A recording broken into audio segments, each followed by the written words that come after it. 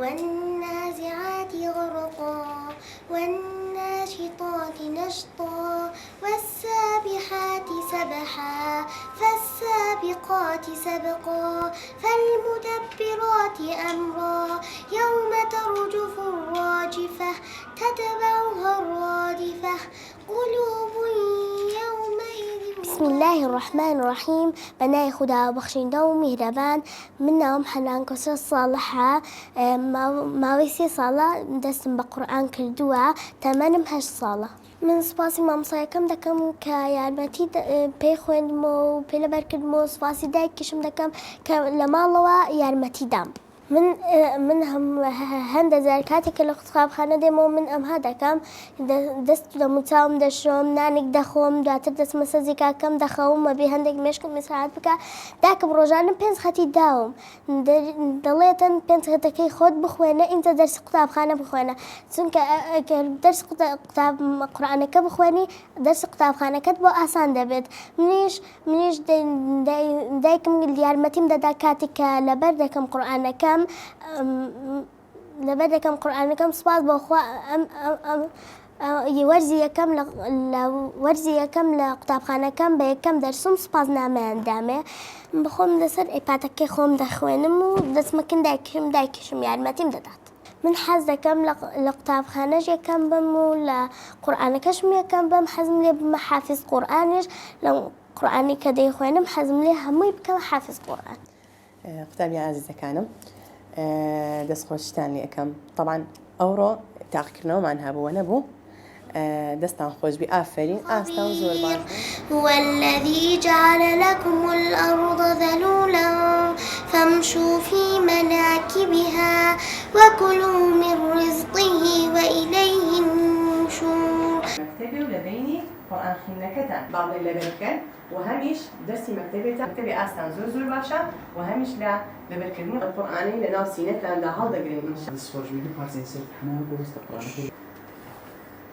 بسم الله الرحمن الرحيم. وأسروا قولكم أو اجهروا به إنه عليم بذات الصدور. ألا يعلم من خلق وهو اللطيف الخبير. هو الذي جعل لكم الأرض ذلولا فامشوا في مناكبها وكلوا من رزقه وإليه النشور. أأمنتم من في السماء أن يخسف بكم الأرض فإذا هي تمور أم أمنتم من في السماء أن يرسل عليكم حاصبا فستعلمون كيف نذير.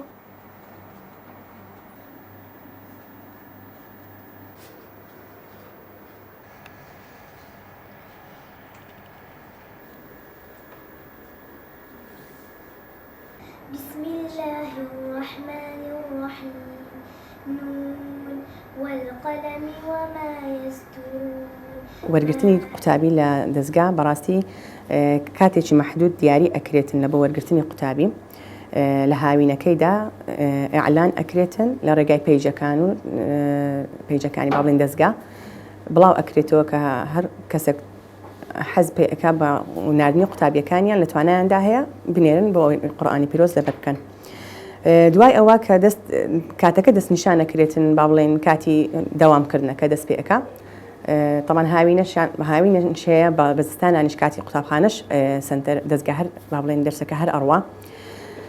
لەو کاتەدا با بڵێن کە مەکتەب هەیە و قوتابخانە هەیە و دەستگاش ئەڕوا دەرسەکەش ئەڕوا، ئەوە با بڵێن تێبینی ئەوە کرایە کە کەمتر واجب بدرێتە تەڵەبەکەی لۆ ئەوەی بتوانی حفزەکەی بە تەواوی بکاتن. یعنی کورد کرایتەوە کەمەک لۆ ئەوەی بتوانی هەم ئەرکی قوتابخانەی جێبەجێ بکە و هەمی ئەرکی با بڵێن قورئانەکەش بەردەوام بی لەگەڵی.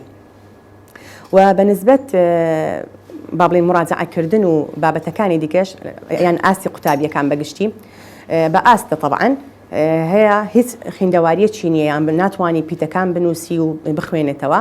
ئەوە لە قۆناغێکدا ئەندرێن مامۆستای تایبەت بەخۆیان ئەبیتن بنمونە پیتەکانیان سەرەتا فێر ئەکرێتن و ینی شێوازی نووسین و خوێندنەوە لەگەڵیان بەردەوام ئەبن و لە هەمان کاتشە دەرسی با بڵێن پەیڕەویشیان هەیە ڕێنوێنیان هەیە بەوەی کە بەردەوام چونکم بەڕاستی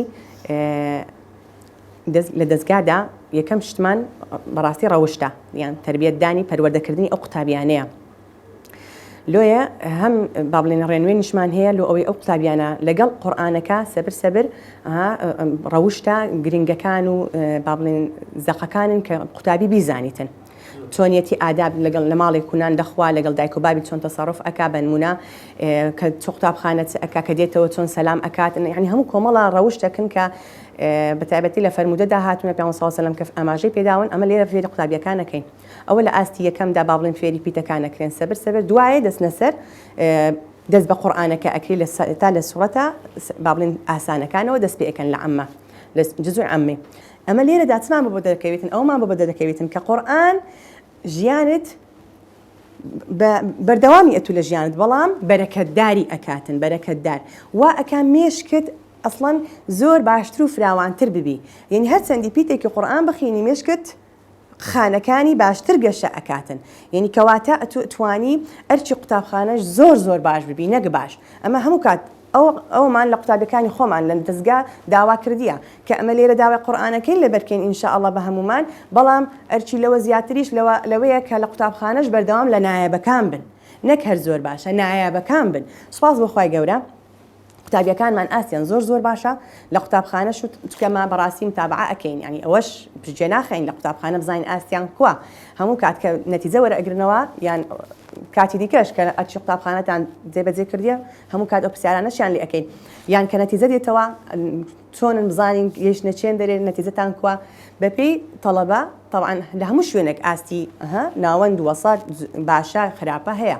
بەڵام بە شێوەی گشتی تەماشای قوتابیانی سنتەر بکەین زۆر ئاستیان باشە سوپاس بەخوای گەورە ئەوە بەڵگەیە کە قورئانی پیرۆز بەردەوام ئینسان پڕ بەرهەم ئەکاتن سألهم خزنتها ألم يأتيكم نذير وإن يكاد الذين كفروا ليزلقونك بأبصارهم لما سمعوا الذكر يقولون إنه لمجنون وما هو إلا ذكر للعالمين بارك الله فيك زۆر باشە دەستت خۆش بی ئافرین